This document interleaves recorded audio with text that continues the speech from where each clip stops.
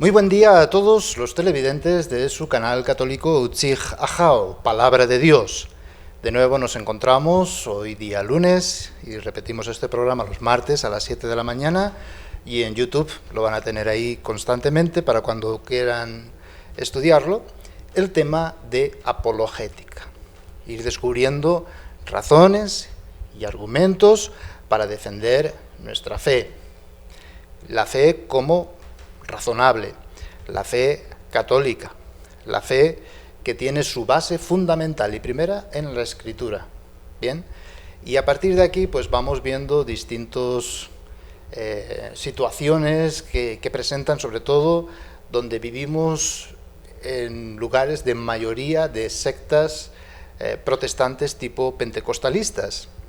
Entonces nos vienen con argumentos y con ideas que vamos descubriendo poco a poco que su argumentación no es bíblica. Es decir, no se basan en la Biblia, sino que se basan en ciertas filosofías. Ahora bien, ellos interpretan de una forma fundamentalista, literalista. La Biblia dice, hemos dicho por ejemplo en el programa anterior, en los anteriores, adorar. ¿Y qué es adorar? No entienden qué es adorar. Después pedir, y no entienden qué es pedir. Bien, entonces ya hemos visto que pedir, pues en la Escritura, significa tener antes una serie de prioridades. Lo que tenemos que pedir como cristianos no es cualquier cosa, sino las 7 peticiones del Padre Nuestro. Y a partir de ahí pidamos todo, que lo vamos a conseguir, pero todo no significa todo, sino que significa las peticiones del Padre Nuestro. Es decir, hay que ponerlo todo en su contexto. Después de decir, cuando pidan, no sean como los paganos o como los judíos, sino que ustedes cuando pidan esto y te saca las prioridades en las peticiones. Y hemos explicado qué significa cada petición.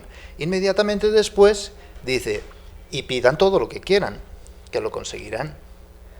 Pero ya puesto en contexto ya sabemos lo que tenemos que pedir. Bien, esto es importante, porque si fuera todo, entonces también Juan y Santiago pidieron a Jesús, hazles caer fuego del cielo para destruir a todo el mundo, y Jesús se enoja. Si tú has dicho que pidamos lo que queramos y lo vamos a conseguir. No, hombre, pero Jesús se enoja con ellos diciendo, eso no tienen que pedir. Igualmente Santiago se enoja cuando dice piden, pero piden mal, porque piden para satisfacción de sus propias pasiones. Entonces por eso no obtienen nada. Bien, entonces todo depende qué se pida, cómo se pida y en qué contexto. Cuando dice, por ejemplo, cualquier cosa que pidan en mi nombre, no es magia. Los brujos toman esto y dicen, en nombre de Jesús, y hacen sus brujerías. También los protestantes, en nombre de Jesús, y creen que es una fórmula mágica, ¿verdad? No, nombre en la Biblia significa la persona, la presencia. En mi nombre, en mi persona, en mi presencia. Hagan esto en conmemoración mía. ¿Y en qué contexto lo dice Jesús? En la misa, en la Eucaristía. Por lo tanto, reunidos en su nombre significa reunidos para la última cena, como dice Pablo. Reunidos para la Eucaristía. Ahí, en ese lugar, en la Eucaristía, pidan y se les dará. Entonces, ahí sí. Y es todo lo que vamos explicando pues hasta el día de hoy. Ahorita vamos a explicar algo bien interesante, importante, y también empezamos con distintos conceptos. Vamos a empezar por milagro. ¿Qué es el milagro? ¿Jesús hizo milagros? ¿Qué milagros hizo?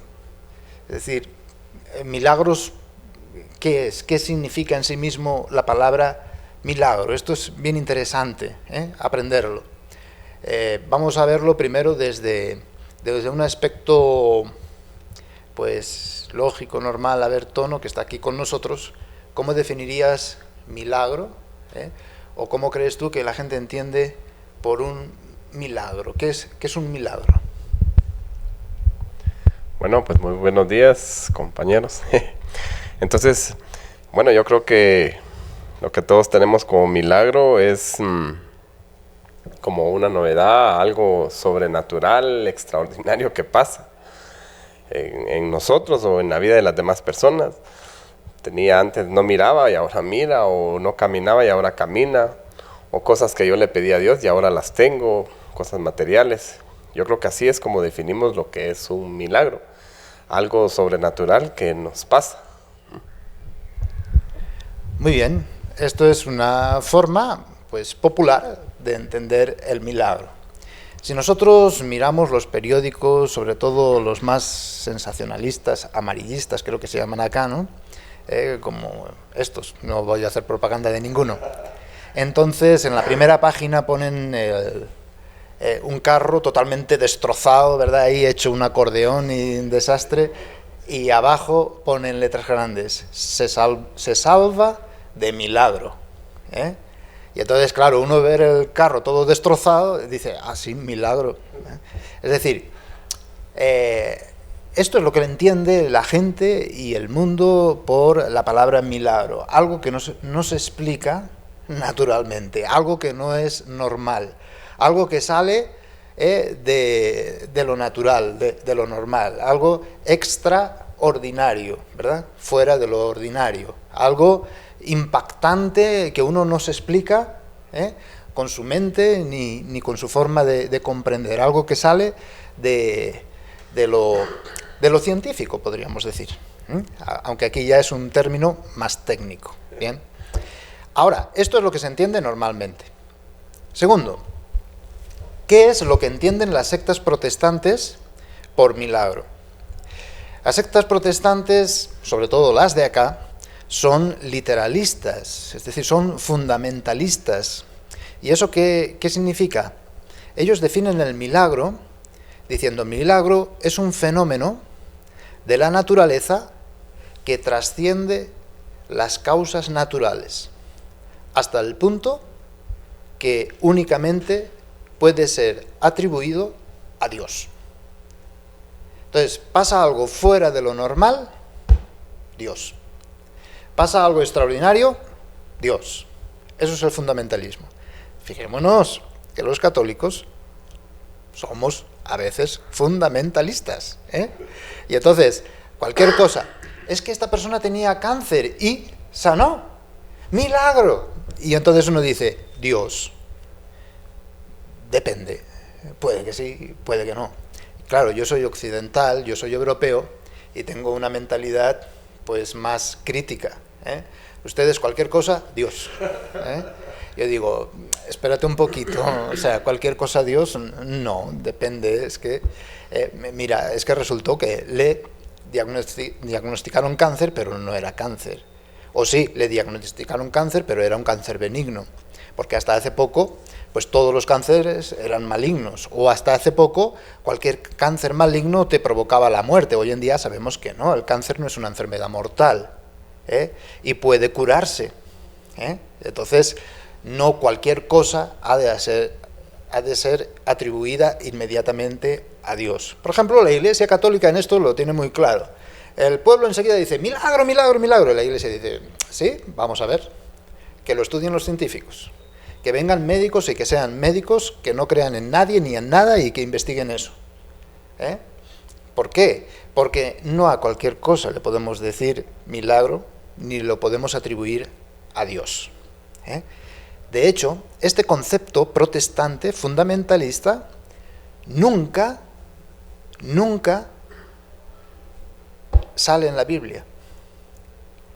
Esa palabra milagro, así entendida por los protestantes, no es bíblico.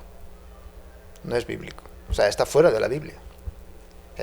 Y entonces, el hombre de la Biblia piensa que todo es un diálogo y una relación permanente. Dios, creador, con el mundo, y el Dios, creador, con su criatura privilegiada, que es el hombre. Entonces, es una realidad religiosa y de fe creer que Dios tiene dominio, y es un dominio absoluto, sobre el mundo y sobre el hombre. Claro que el mundo y el hombre tienen una autonomía, El Señor le dio poder al hombre para dominar lo creado. Por lo tanto, hay una autonomía, ¿bien? Pero no es una independencia absoluta, ¿eh? Al fin y al cabo, Dios está actuando en su creación, la está conservando, ¿verdad? Y Dios no actúa, sobre todo, a favor del hombre. Y no hace nada si no es en relación a las personas. Entonces, este es, diríamos, el pensamiento y la mentalidad bíblica. Claro que Dios actúa en el mundo constantemente, porque lo conserva.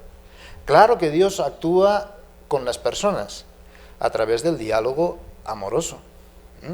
Entonces, esta interacción para el hombre de la Biblia es normal, porque Dios es el creador y conserva la creación. Esto es lo normal y lo natural. Bien, por lo tanto, no lo podemos entender desde una óptica actual científica, porque los fundamentalistas definen el milagro en contra de la ciencia, en contra de lo científico. Pero en la Biblia no hay mentalidad científica y no pueden definir el milagro en contra de lo científico porque es una visión religiosa del mundo, la Escritura. No es una visión científica, política, militar, social, no, es religiosa. Bien, por lo tanto, es un concepto ajeno el milagro de los protestantes en la Biblia. El milagro en la Biblia no significa lo que los protestantes dicen que significa. Igualmente, el milagro en la Biblia no significa lo que los periódicos sensacionalistas dicen milagro, se salvó de milagro. Bien, es otra cosa. Por lo tanto, hemos de ir a ver cuál es el concepto bíblico de milagro para así poderlo comprender. Si es un hecho en sí, encerrado, es decir, por ejemplo, era sordo, ciego y mudo, y empezó a oír, ver y hablar, ¿eso es el milagro? La Biblia te dirá, no, eso no es un milagro. Es decir, el milagro no es un hecho en sí mismo extraordinario. Entonces vamos a ver desde los conceptos que se nos ofrecen en la Escritura. También, padre, ahí hay otra cuestión también que sería bueno, de repente nos la va explicando. Por ejemplo, nosotros tenemos bien creídos, metido en la cabeza. Por ejemplo, la aparición de la Virgen de Guadalupe es un milagro. Por ejemplo, también la Virgen de Fátima, también, o sea, lo ponemos como un milagro esas apariciones.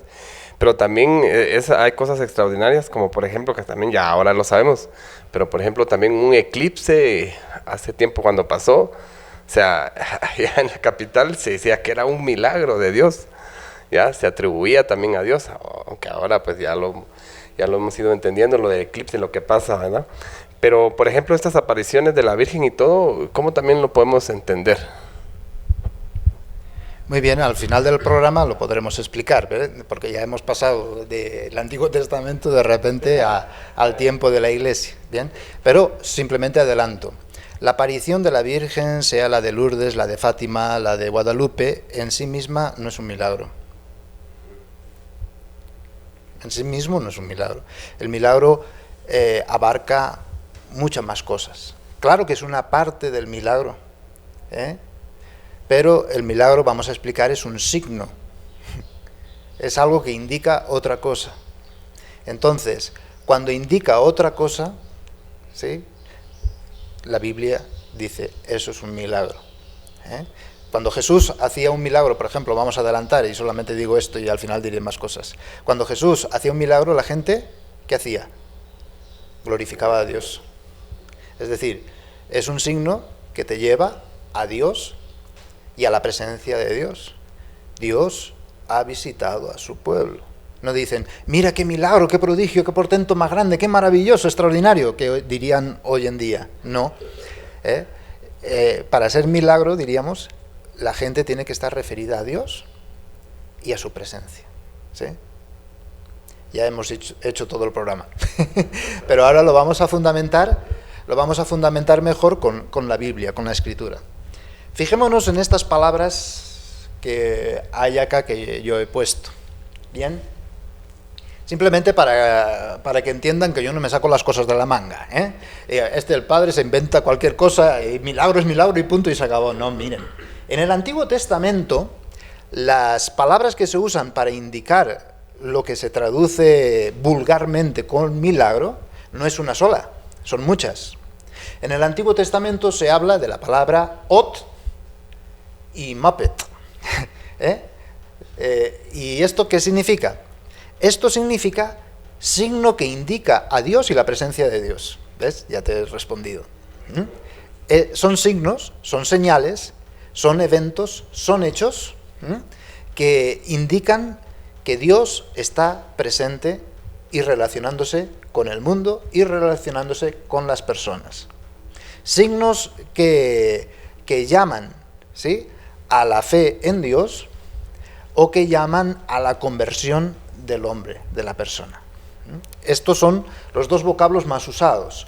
Pele, Nipal, Gedula o Geburot ya indican más algo extraordinario, algo magnífico, algo maravilloso, una hazaña, las hazañas, algo maravilloso, extraordinario, pero esto se usa muy pocas veces y tampoco significa lo que para hoy nosotros significa milagro.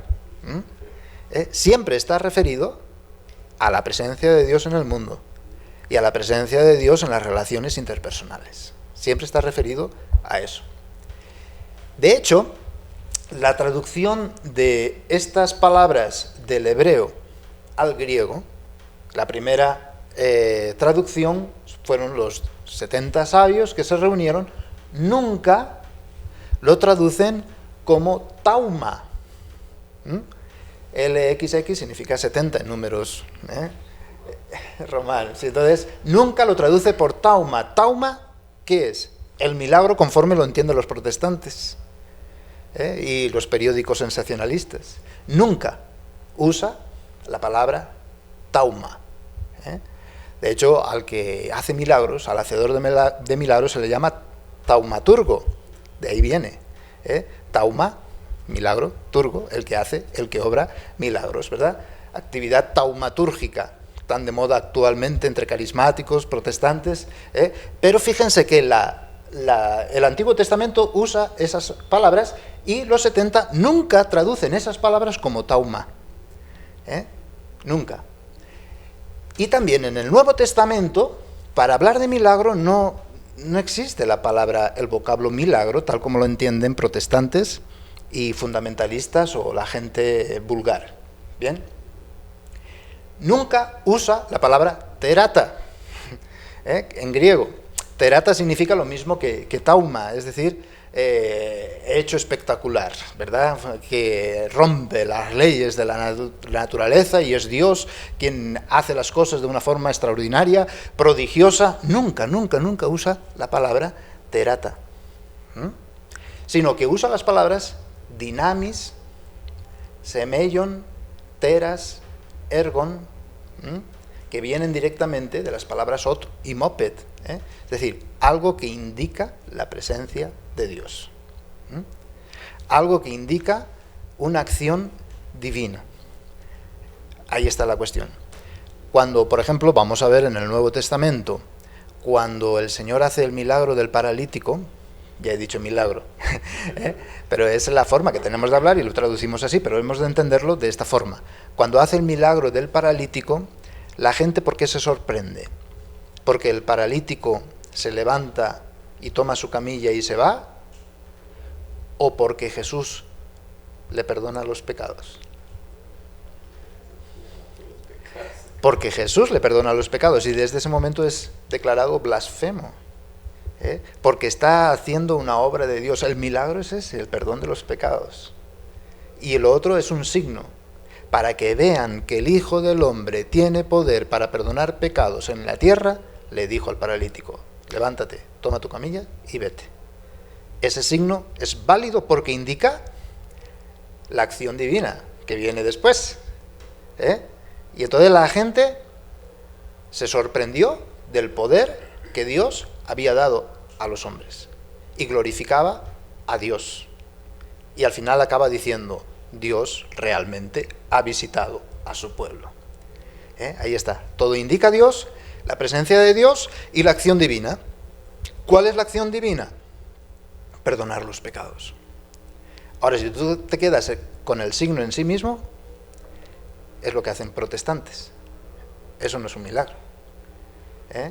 ¿Pueden haber signos espectaculares, extraordinarios, maravillosos, prodigiosos? Sí, pero otra cosa es llamarlo milagro en el sentido bíblico. Puede ser milagro en el sentido profano o fundamentalista o protestante, pero no bíblico. El milagro bíblico hay que poner todos los ingredientes. El proverbio chino nos ayuda muchísimo. Yo sé que ustedes se sienten ofendidos y los protestantes también, pero es que es excelente. El sabio señala con el dedo la luna y el idiota queda mirando el dedo. Eso es. El signo en sí mismo, el milagro en sí mismo no es nada. Es lo que indica, es lo que señala. Eso es lo importante. Esa es la clave. ¿Podemos pedir milagros a Dios? En ese sentido, por supuesto. Dios hace milagros y Jesús hace milagros constantemente. Ahora, en el sentido del signo en sí mismo como prodigio y cosa maravillosa, eso lo puede hacer cualquiera. Un brujo, un mago, también existe, pues en distintas religiones, los milagros. Y también en el tiempo de Jesús, como vamos a ver ahora, pues los griegos habían oratorios, tenían los griegos templos a los dioses, y donde se narran milagros de resurrecciones de muertos. Se narran milagros de gente que estaba ciega y vuelve a ver. Incluso se narra un milagro de una tempestad calmada. Pero eso ya estaba escrito con los griegos. Y lo escribían de una forma, pues, espectacular, con pelos y señales el milagro, ¿verdad? Y en el Nuevo Testamento vemos la sobriedad y la brevedad como se describe el milagro. Porque en los oratorios griegos, el milagro en sí, eso era lo grande, el signo en sí. Mientras que en los evangelios vemos que indican otra cosa. Y lo más importante es la otra cosa. Jesús se enoja y maldice las ciudades que han visto los milagros, pero se han quedado con los signos. Como el milagro, el hecho en sí. Pero después no se han arrepentido de sus pecados y no hay conversión. Por eso maldice a esas ciudades. Ustedes me buscan y ahora me van a decir, haz milagros para que nosotros veamos y creamos en ti. Haznos señales prodigiosas y si hacías una señal, entonces creeremos en ti. Jesús se niega. Jesús no hace milagros protestantes, no quiere. Se niega y además pues les amenaza y les condena. Solamente buscan milagros, ustedes solamente buscan señales, no se les va a dar otra señal más que mi muerte y mi resurrección. Ese es el milagro, esa es la señal verdadera. ¿Bien? Y todo indica la muerte y resurrección de Jesús. ¿Bien? Vemos, por lo tanto, ya después de los conceptos, ahora vamos hacia el Antiguo Testamento. Vamos a leer el Éxodo, capítulo 7, versículos del 11 al 12. En la Escritura, lo fundamental es la prioridad de la palabra. La palabra es lo primero. El signo indica lo que la palabra ha transmitido como mensaje. Entonces es para reforzar la palabra. No es el milagro lo que provoca fe, sino la palabra. Podemos ver en Romanos 10. La fe viene del oír. Hay mucha gente hoy en día, vulgarmente, y los protestantes, que lo niegan y dicen, no, la fe viene del milagro. Es que yo he visto milagros. Es que yo ya no tengo fe, yo ya he visto, ya vivo en la realidad del ver. nada más lejos más cerca que de la mentira, ¿verdad? Porque la fe verdadera entra por el oído. Es decir, la palabra predicada, la palabra de Cristo tiene su finalidad. Porque si tú vas a creer en milagros, pues vamos a leer esto, de Éxodo 7, del 11 al 12, y vamos a ver cómo cualquiera puede hacer hechos prodigiosos y extraordinarios. Dice: pero el faraón llamó entonces a sus sabios y hechiceros, y estos magos de Egipto hicieron lo mismo con sus artes de magia. Tiró cada uno su bastón y también se convirtieron en serpientes. Pero el bastón de Aarón devoró a los bastones de los magos. Entonces aquí vemos, magos de Egipto hicieron los mismos prodigios que el bastón de Aarón. Al tirarlo al suelo se convirtieron en serpientes. Claro, que ahí el Éxodo, en forma de hazaña, quiere hacer ver que de todas maneras el prodigio de Aarón es mucho más grande y entonces la serpiente se comió a las otras, ¿no? Pero el prodigio en sí mismo no dice nada, ¿verdad? Si uno no entiende su finalidad, mira, Dios está presente, Dios está con nosotros, y entonces esto es lo importante, pues entonces de nada sirve. Vamos a leer también Deuteronomio capítulo 13, capítulo 13, versículos del 1 al 11, haciendo ver y descubrir cómo el prodigio o la maravilla en sí misma no es, diríamos, prueba definitiva de Dios ni de la presencia de Dios.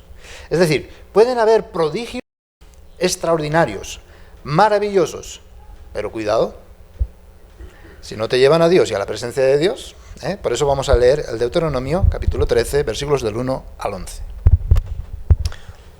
Bueno, pondrán en práctica todo esto que yo les mando, sin añadir ni quitar nada. Si surge en medio de ti un profeta o un intérprete de sueños que te anuncie una señal o un prodigio, y una vez cumplida la señal o prodigio te propone, vayamos a darle culto, no escuches las palabras de tal profeta ni los sueños de tal intérprete. Es que el Señor, su Dios, quiere probarlos para ver si realmente aman al Señor, su Dios, con todo su corazón y con todo su ser. Al Señor, su Dios, seguirán y respetarán, guardarán sus mandamientos y escucharán su voz. Los servirán y se adherirán a Él. Vemos acá, claro, ¿verdad? Si ven que hacen prodigios de obras extraordinarias y maravillosas y después les dicen, ahora ven detrás de nosotros. No. Es decir, el milagro, la acción extraordinaria, la acción prodigiosa, no te tiene por qué llevar a la fe. Y fijémonos acá, lo que te tiene que llevar a la fe es la palabra. Amarás al Señor tu Dios con toda tu mente, todo tu corazón, toda tu voluntad, todas tus fuerzas. Ah, pero es que allá hay prodigios, allá hay milagros, allá hay maravillas, detrás de los protestantes, porque allá hay milagros. Sí, pero no aman a Dios. Aman los hechos en sí mismos, encerrados en sí mismos, pero Dios no tiene nada que ver, por tanto no hay que hacerles caso. Bien, por eso Pablo también en Gálatas capítulo 1, versículo del 8 al 9, habla de esto, es decir, el Evangelio es Cristo y este crucificado. Si viene alguien predicando prodigios y cuestiones extraordinarias, vamos a ver lo que dice.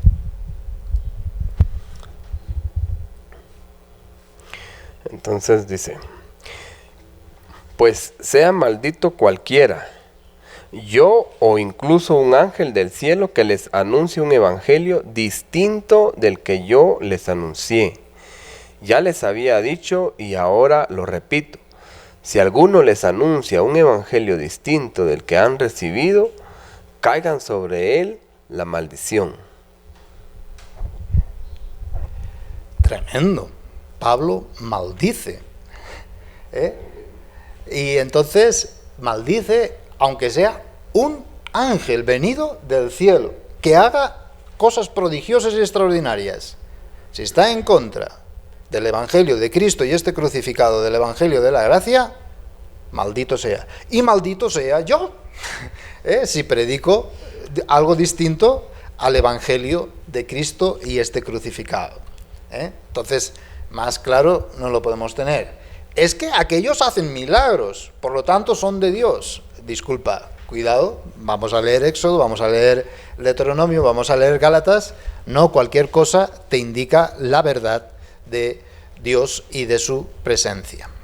Bien, hemos visto Ot y Moped en el Antiguo Testamento. El sentido y significado que tiene es el modo por el que Dios entra en diálogo con el pueblo. Por el que Dios expresa su decisión de una alianza. Porque hay signos, son signos de que Dios ama al pueblo y quiere establecer una alianza con su pueblo, especialmente en momentos de esclavitud, dificultad y necesidad. Es un Dios que se manifiesta con amor y un amor compasivo y misericordioso. Cuando el pueblo está mal y está en dificultades, el Señor hace signos que indican liberación. Dios ama al pueblo. Y los signos tienen que ver con esto, ¿verdad? Porque ama al pueblo. Ama al pueblo dándole signos para satisfacer su necesidad de liberación, y también ama al pueblo realizando signos para que los enemigos caigan en cuenta que Dios está con ese pueblo y entonces se aparten, que es lo del faraón, porque esos son milagros, plagas, signos, no usa la palabra milagro como la entendemos, sino Ot y Moped. Bien, es el modo de reconocer la presencia de Dios. ¿Qué te hace reconocer que Dios está presente aquí y ahora? Eso es un milagro, según el Antiguo Testamento. Las cosas, las situaciones, circunstancias y momentos que te hacen reconocer Dios está aquí, está presente, está conmigo, está en el mundo, está con nosotros. Eso es. Son signos en la historia, en el mundo, que revelan quién es Dios. Dios es amor.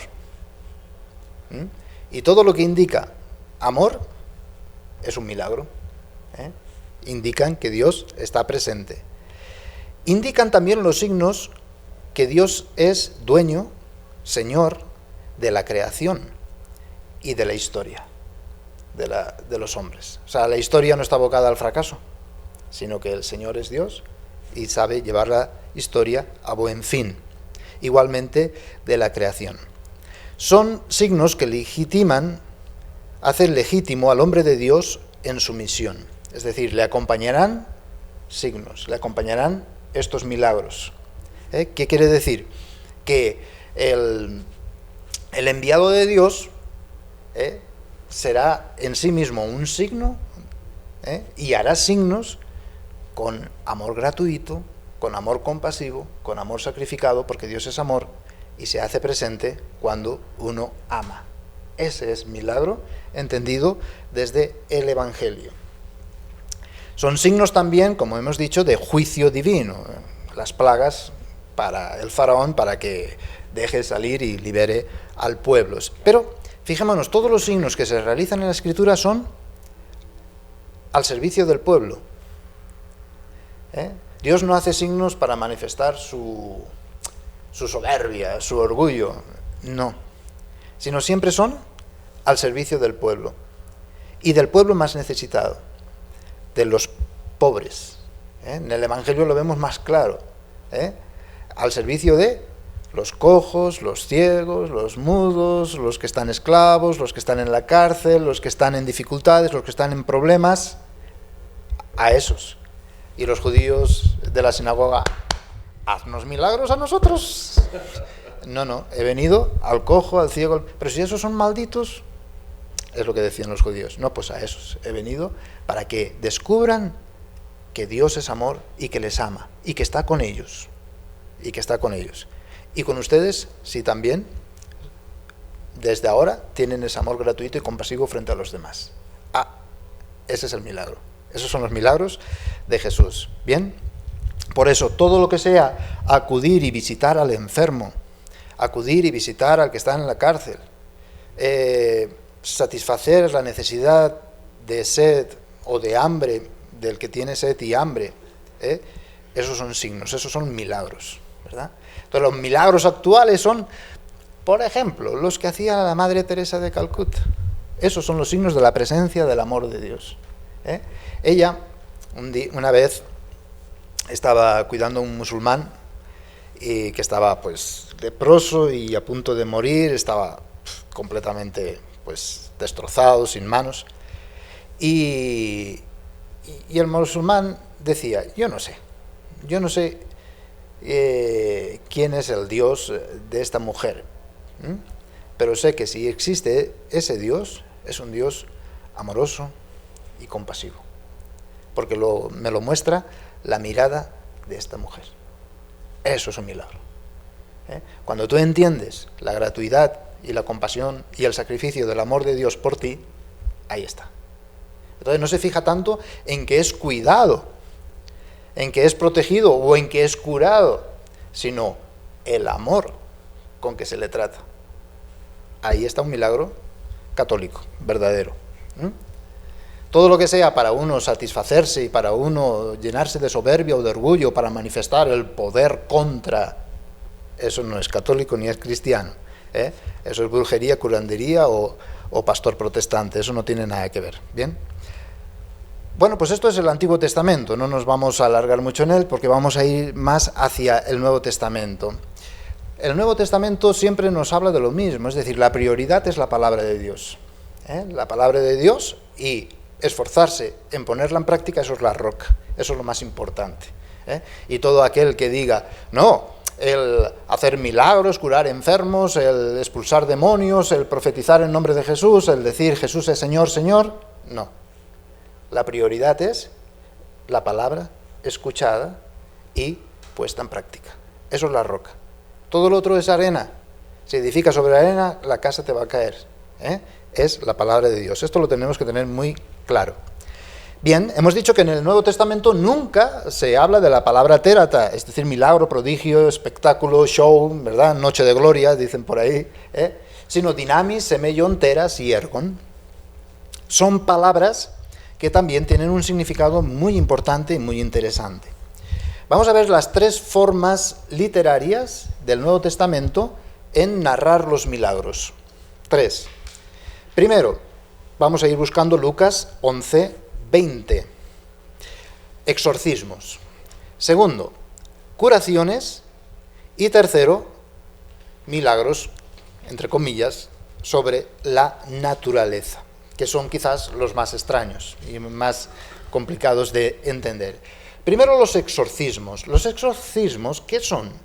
El mismo Señor lo explica, es decir, no hace el signo, echa el demonio, ya está. No. Si ven que expulso demonios con el dedo de Dios, acción de Dios que se hace presente, es para que entiendan que el reino de los cielos ya está presente, ya está aquí, ya está entre ustedes, soy yo. Entonces, ahí está el sentido. Todo eso es el milagro. Pero si te quedas en expulsar demonios, también los judíos lo hacían, los griegos lo hacían, pero en sí mismo es bueno, sí, pero no es un milagro, no es el milagro bíblico del Evangelio. Te tiene que llevar, el reino de Dios ya está presente. Ese es el fundamento. Entonces, Lucas 11, 20.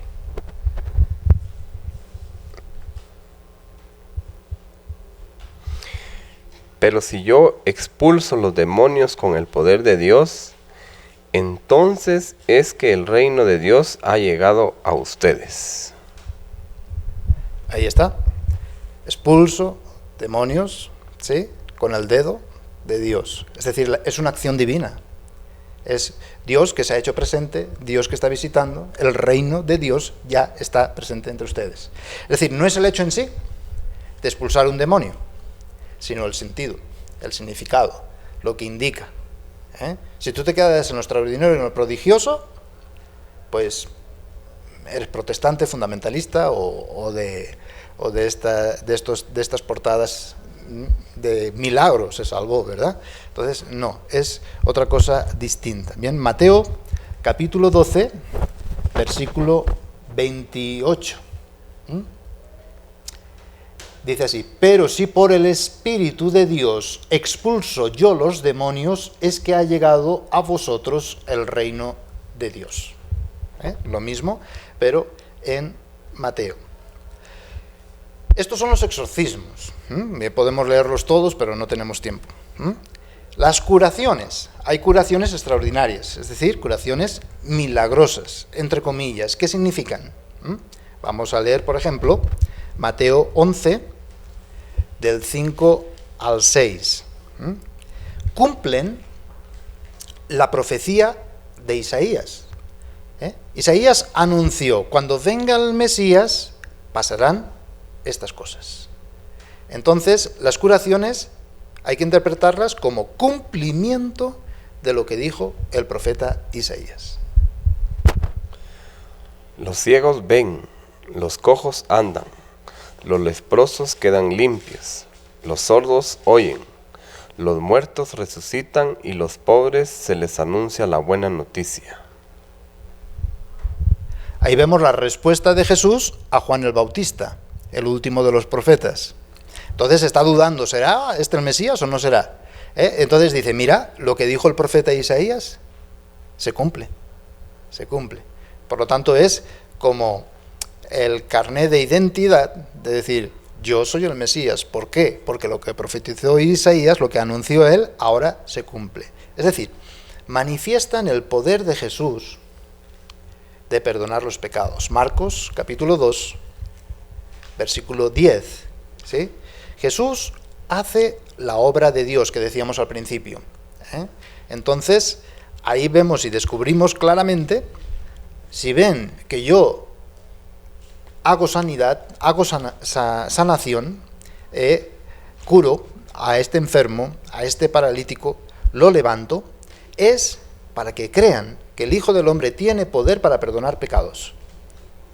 Entonces, tú crees que el Hijo del Hombre tiene poder para perdonar pecados, entonces el signo se convierte en milagro. Si no, queda en puro prodigio, pura maravilla, extraordinaria, pero nada más. 2:10. Capítulo 2, versículo 10.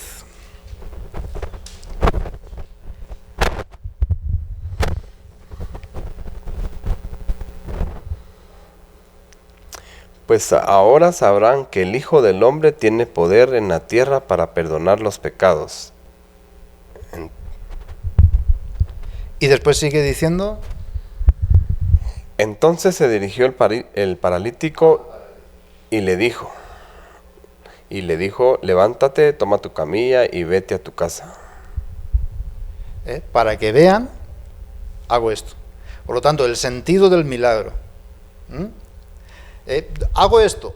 Qué maravilloso, qué extraordinario, qué precioso, y qué maravilla. El sordo ve, oye.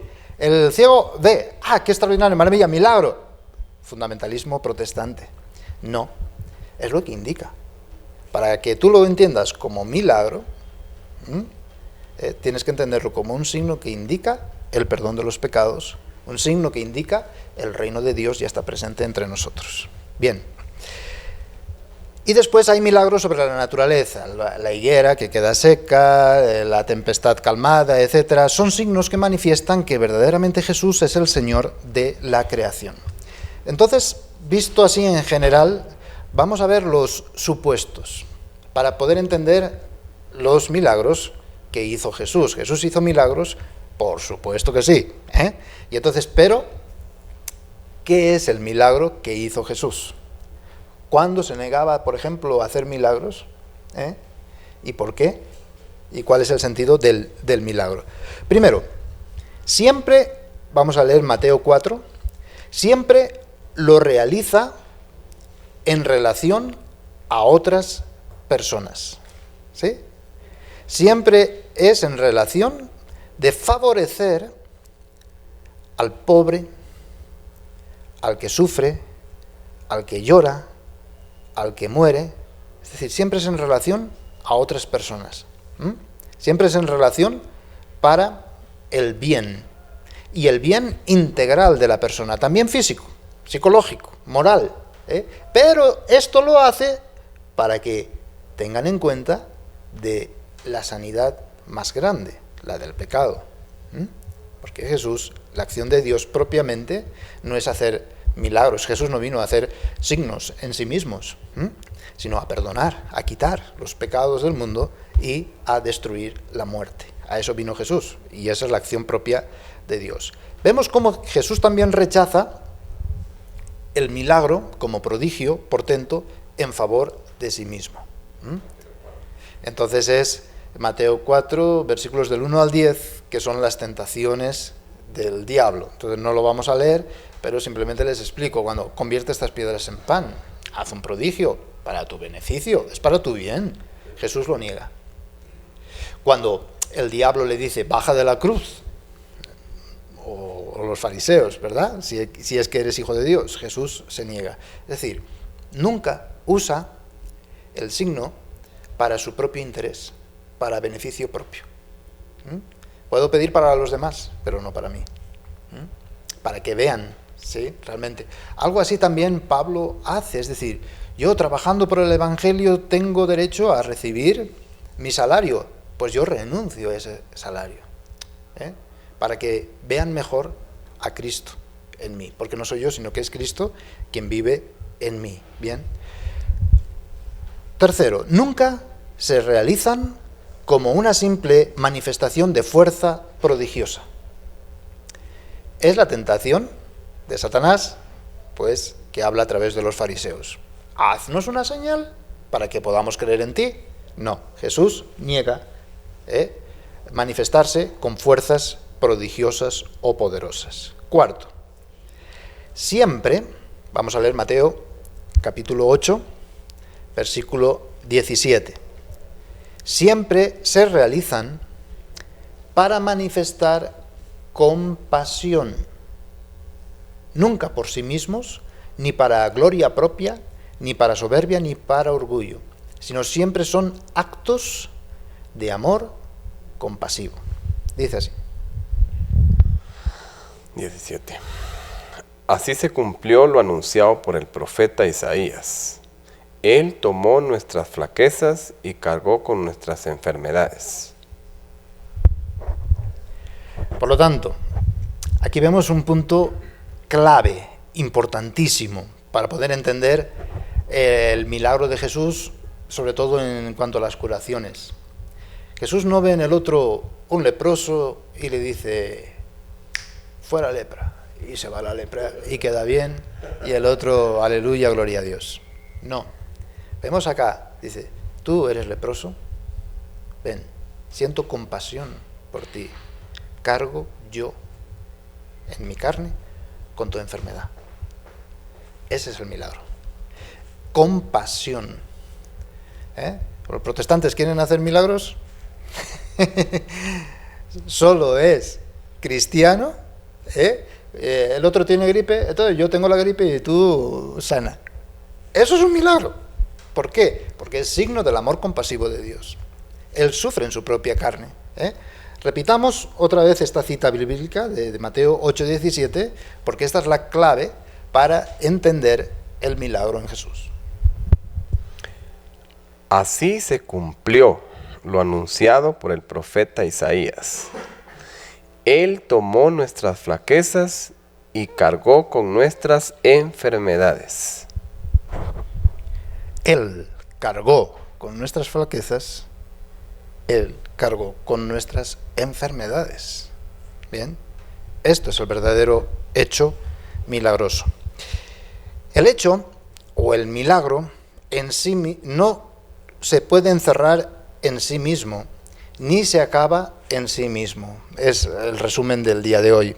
Sino que son signos, son dedos que señalan la persona de Cristo, la predicación de Cristo, su mensaje.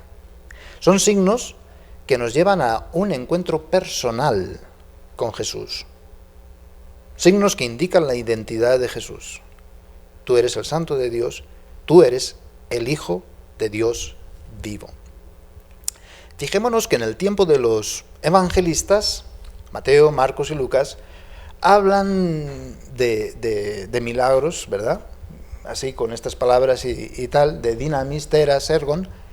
Sin embargo, Juan, que es el último escrito, junto al Evangelio de Juan, sus cartas y el Apocalipsis, ya nunca usa el término dinamis, teras, ergon, sino solamente usa el término semeion. Y por supuesto nunca el de terata. Es decir, para Juan ya no existen los milagros, entendidos desde lo protestante fundamentalista, sino que ya habla de signo, porque ya había la tentación y la gente se quedaba en el signo y el hecho en sí mismo. Que me haga un milagro y punto, y se acabó, y listo, y ya, no.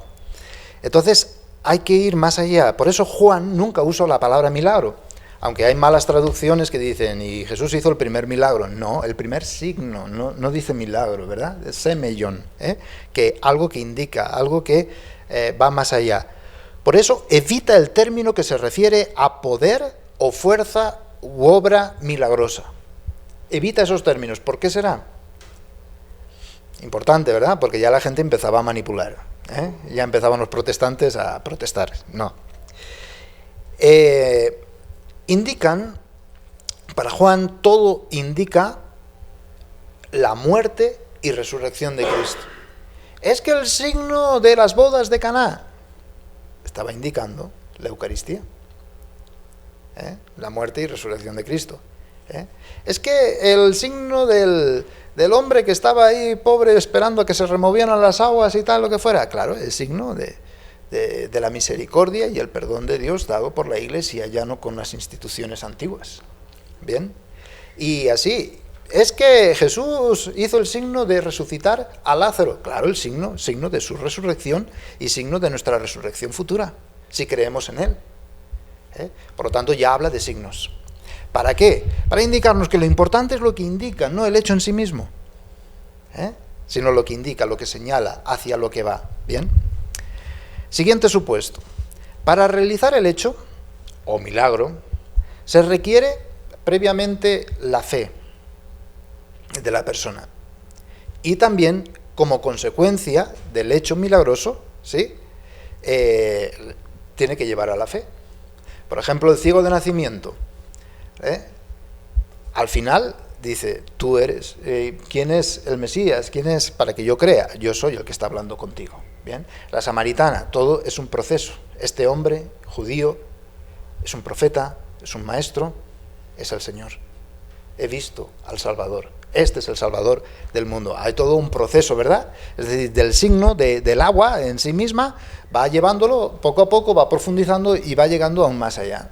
Por ejemplo, el milagro a la hemorroísa que hemos meditado durante estos domingos, ¿bien? Primero le pide y el Señor ni caso, ni una sola palabra le responde. ¿Por qué? Porque le está pidiendo un signo, un hecho extraordinario, una sanidad tipo brujería, curandería, porque era idólatra la señora esta, ¿verdad? Aunque estaba pidiendo por su hija, porque tenía un demonio y tal, pero fruto todo de brujerías y demás, y entonces Jesús ni caso, ni una sola palabra. Pero después, hablando con ella, le purifica su petición y le hace pedir lo que Jesús quiere que pida para podérselo dar. No está bien dar a los perros lo que cae de la mesa de los hijos. Y entonces ella dice, sí, pero también un perrito puede comer de la...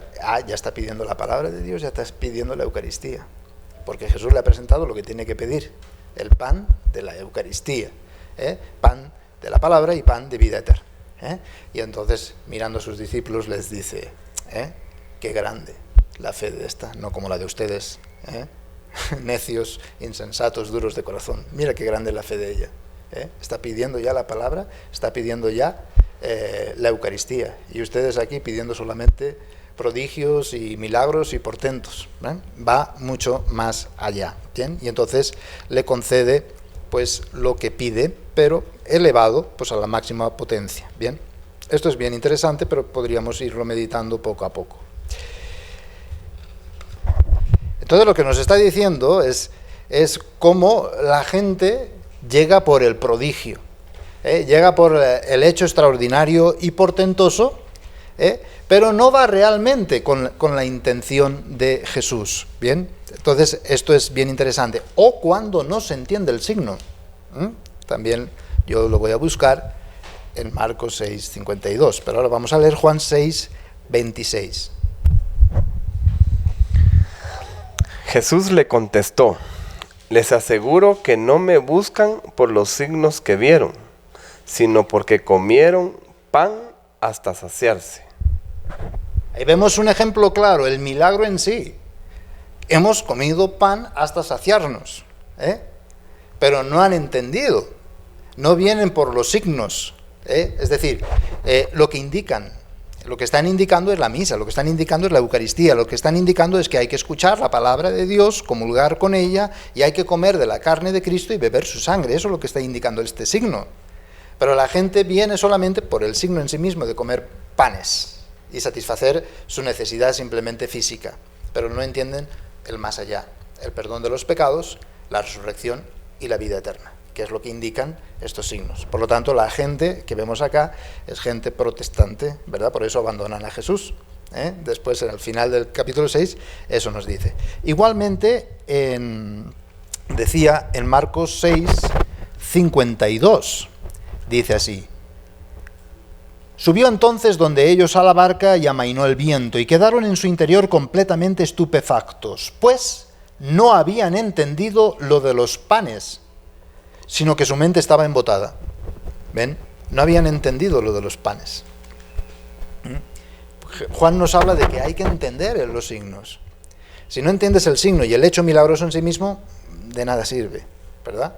De nada aprovecha. Por lo tanto, esto es más que interesante. Bien. Y sobre todo, la señal, la prueba de que verdaderamente yo tomo un milagro como Jesús los hizo, ¿cuál es? Me llevan a seguir a Jesús. Me llevan a renunciar a todo, a romper todos los lazos antiguos y anteriores y establecer un lazo nuevo con Jesús y nadie más que Él. Es decir, me llevan al compromiso, me llevan a servir y a entregar mi propia vida. La finalidad de estos signos es creer en Jesús y tener vida eterna, que es lo que nos dice el final del Evangelio de Juan. Todo esto ha sido escrito, porque muchas señales que no cabrían en todos los libros del mundo, ¿verdad? Muchas otras señales hizo Jesús, pero estas han sido escritas para que crean en Jesús y creyendo en Jesús tengan vida eterna. Es decir, son señales, son signos, no son hechos prodigiosos y decir, bueno, yo creo que Jesús hizo prodigios y hazañas y... No, es de otra índole, pues los milagros.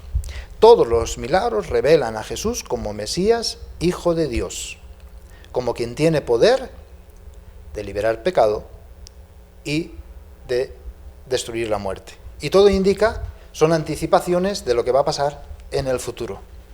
El reino de Dios vendrá definitivamente.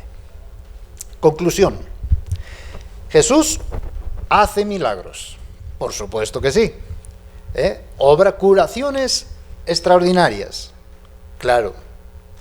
Eran comunes tanto en ambientes judíos, de los rabís, como de ambientes paganos, en los griegos. Milagros habían en aquella época por todas partes, curaciones por todas partes. Bien, podemos ver en el santuario de Asclepiades o en Epidauro, para los griegos, ahí se realizaban milagros y la gente iba a peregrinaciones porque ahí se hacían milagros, pero entendidos como prodigios. Y cuando pasaba uno, pues contaban de una forma tan extensa y tan prodigiosa, ¿verdad? Es decir, lo que hacen los protestantes actualmente. Un milagro, pues hay que contarlo y hay que decirlo y hay que dar testimonio del milagro, del hecho en sí, tal lo que fuera. Eso es lo que hacían los paganos. Y también a veces los judíos, el judaísmo, los rabís. La diferencia en el Nuevo Testamento y en Jesús es que Jesús solo lo hace con gran sobriedad y discreción. No le digan a nadie. Cada vez que hace un hecho extraordinario, no se lo digan a nadie, ¿verdad? Entonces los protestantes dicen, no, y da testimonio y tal, lo que fuera enseguida, ¿no? Buscan su propia orgullo, soberbia. En cambio, esto es otra cosa, es distinto. Lo importante es el encuentro personal con Cristo. Eso es lo que interesa.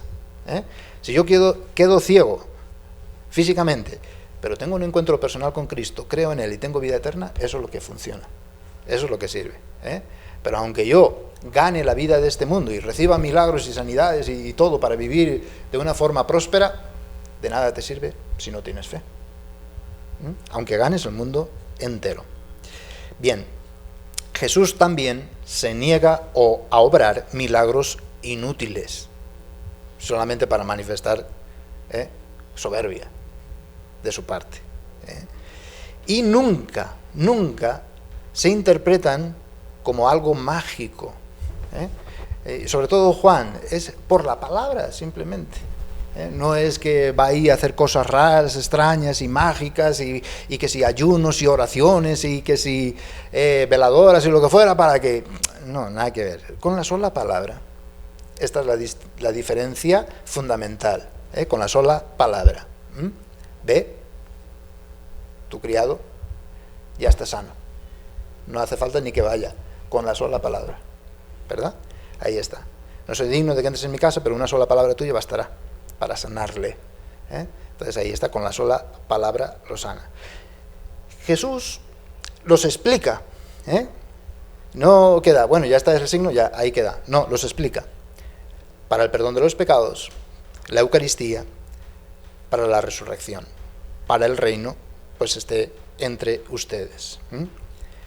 Jesús, repito, nunca hace milagros para demostrar su poder, ni para asombrar. Jesús nunca busca el poder y la gloria humana, que sí que hacían los fariseos. ¿Cómo va a estar en ustedes la gloria de Dios si solamente buscan la gloria entre ustedes? Van a glorias humanas. No son pruebas irresistibles de Dios, o de Jesús y de su misión, o de su divinidad. Mira, yo soy Dios y mira, ya hago esto. ¡Hala! Ya tienes que creer, y si no crees, es que no destruye nunca la libre voluntad humana. Fijémonos que los mismos signos sirven para que los fariseos lo condenen a muerte. Ahí está la cuestión. Muestran la salvación también integral de la persona. Bien, vamos a ver si hay alguna pregunta, cuestión, comentario, duda. Ahora sí que es momento para hacerlo. Ahí tienen también el número de teléfono. Y voy a terminar con algo que dice San Agustín más que interesante.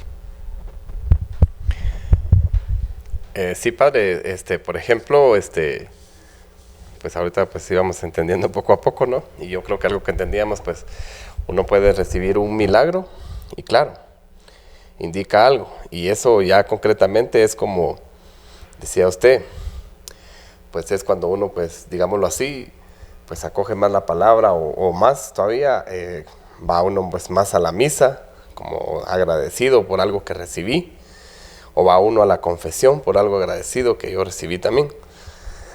Pero por ejemplo, pues lo que dice por ejemplo en la Biblia de estos 10 leprosos que los curó Jesús y que les dice que vayan a dar, que se presenten al templo, pero solo uno es el que regresa, ¿ya? Entonces, es ahí como podríamos decir que tomamos el milagro, así como que regresó a Jesús, el milagro lo llevó a Jesús otra vez de regreso, por decirlo así, ¿ya? Y entonces a veces también en nosotros, por ejemplo, buscamos el milagro en peregrinaciones, en cosas que ponemos y velitas, pero si esto no nos lleva a Jesús otra vez de regreso o no nos lleva a Jesús, eso podríamos decir que no es un milagro de Dios, porque no apunta hacia Él de regreso, ¿ya? Porque, por decir, Padre, o sea, yo creo que a todos nos ocurren pues muchos milagros. Nos salvó de repente de un accidente o de repente de un asalto, de lo que fuera, y lo tomamos como milagro. Pero si esto no nos lleva a Jesús, entonces podríamos decir que esto pues no viene de Dios, porque todos sabemos que lo bueno viene de Dios. Si hoy me salvó de un accidente, para mí definitivamente puedo decir, esto viene de Dios. Pero si eso no me lleva a Dios, Entonces eso significa que no es de Dios. Entonces, ¿de quién es? ¿De quién es eso? Eso fue pues pura casualidad de que me salvaran el accidente, ¿ya? Porque hemos venido viendo ahorita que, pues, claro, el milagro apunta a algo, como usted dice, y ese algo pues es regresar a Jesús, que nos convirtamos, que le sigamos amando, que le escuchemos, que le busquemos, ¿ya? Pero cuando eso no pasa y nos ocurre siempre un milagro, entonces, ¿qué es eso? ¿Es una casualidad o qué es?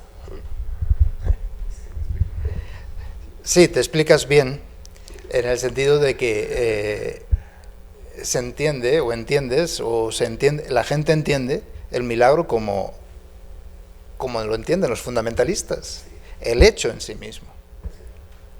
Sí, era ciego y ahora veo, y voy a dar gracias a Dios por el hecho en sí mismo. ¿Eso es un milagro? Sí. Eso es un tauma, eso es un terata, eso es un prodigio, eso es algo maravilloso, extraordinario.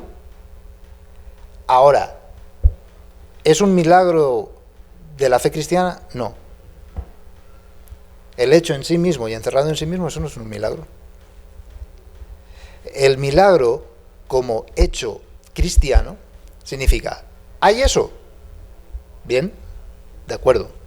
Era ciego y ahora veo, y estaba enfermo y ahora estoy sano, de acuerdo. Hay este hecho, de acuerdo. Pero, ¿está referido a mi fe en que Dios perdona mis pecados, me arrepiento, me convierto y ya no vuelvo a pecar más y sigo a Jesús en un camino de santidad? Eso es un milagro cristiano. Lo otro es un milagro tipo portada de periódico. El problema está cuando la gente cualquier cosa lo atribuye a Dios. Eso es la fe popular.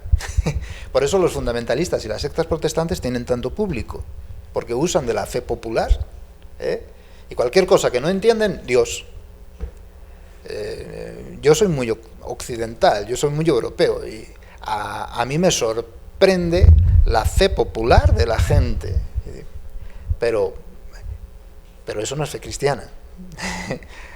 Yo la respeto, ¿verdad? Sí, pero a mí no me obliguen. Es que esto pasó, y eso es Dios quien lo hace. No, a mí no me obliguen a creer. Si ustedes lo creen, pues bueno, pues me admiran en esa fe que ustedes tienen, ¿verdad? Que todo lo atribuyen a Dios. Llueve, Dios. Hace sol, Dios. Hay un terremoto, castigo de Dios. Hay cualquier cosa inesperada, Dios. Todo Dios. Bueno, a mí me sorprende esa fe, pero yo digo, bien, la respeto, pero no lo comparto, punto. ¿Es que se me ha aparecido la Virgen? Bueno, yo para mis adentros me río, pero puede que sí, puede que no, pero no me obligan a tener esa fe, ¿verdad? Yo siempre voy a explicarlo con cuestiones científicas, por ejemplo. Es que mira, a mí se me apareció la Virgen, nada más llegar a Guatemala, fui y compré una bebida gaseosa, no digo el nombre porque si no hago propaganda, y entonces había ahí una cuestión borrosa y tal, y yo le digo al que estaba ahí, mira, se me apareció la Virgen. Y después me enteré que él agarró el envase y lo tiene en un altar. Ay, Dios mío, qué desastre. Entonces, para mí es una tontería, pero para la gente tiene fe y lo cree, pues bueno, pues bien. Cuidado con los fundamentalismos, es lo que yo digo, porque con esa fe atrapan y manipulan a la gente más sencilla. Vemos que el milagro en el Evangelio, hemos visto que es una cuestión mucho más global. Te tiene que llevar a seguir a Jesús y a un compromiso. Y realmente es un milagro de Jesús, de Dios, si te lleva a vivir una vida de santidad. Pero ¿cuánta gente me dice que ha recibido ese tipo de milagros y después se convierte en un pastor ladrón? ¿Cuánta gente ha recibido esos milagros y esas cuestiones y es un brujo? Y dice en nombre de Jesús porque cree que eso es válido, ¿verdad? No, por ahí no va, no es el milagro. Lo importante es la fe en Jesús y la vida eterna. Mucha gente va y da gracias por el hecho. Yo no quiero juzgar. Cuando van a peregrinaciones, que si Esquipulas, Virgen de Guadalupe, Lourdes, Fátima, Aparecida, donde fuera, van a agradecer por el hecho. Yo tiendo a pensar bien siempre, en el sentido, no, La persona ha recibido un signo, un hecho en sí mismo, pero ese signo, ese hecho, le lleva a creer en el perdón de los pecados. Por lo tanto, cuando va a agradecer, lo que hace es se confiesa y participa en la Eucaristía. Porque ese signo le lleva a la confesión, que es el arrepentimiento de sus pecados, y a la Eucaristía, a participar en la Iglesia. Si no te lleva a la confesión ni a la Eucaristía, puede ser brujería. ¿Pero puede ser de Dios? A saber. Pero por sus frutos los conocerán. Entonces, si no dan frutos, disculpa, pero no. Ya hemos visto que magos, brujos, curanderos pueden hacer. Pueden hacer milagros en cuestiones de tauma y terata, pero no son bíblicos. Termino con esta cita de San Agustín y verán cómo así entendemos mucho mejor. Dice este gran santo: el haberse hecho hombre por nosotros ha contribuido más a nuestra salvación que los milagros que ha realizado en medio de nosotros. El haber curado las enfermedades del alma es más importante que el haber curado las enfermedades del cuerpo destinado a morir. Si consideramos ahora los hechos realizados por el Señor y Salvador nuestro, Jesucristo, vemos que los ojos de los ciegos, abiertos milagrosamente, fueron cerrados por la muerte. Los miembros de los paralíticos, liberados del maligno, fueron nuevamente inmovilizados por la muerte. Todo lo que temporalmente fue sanado en el cuerpo mortal, al final fue deshecho. Pero el alma que creyó pasó a la vida eterna. ¿Qué es lo importante? El alma que creyó pasó a la vida eterna. Muchas gracias por su atención y nos seguimos viendo en Utzig, Ajau.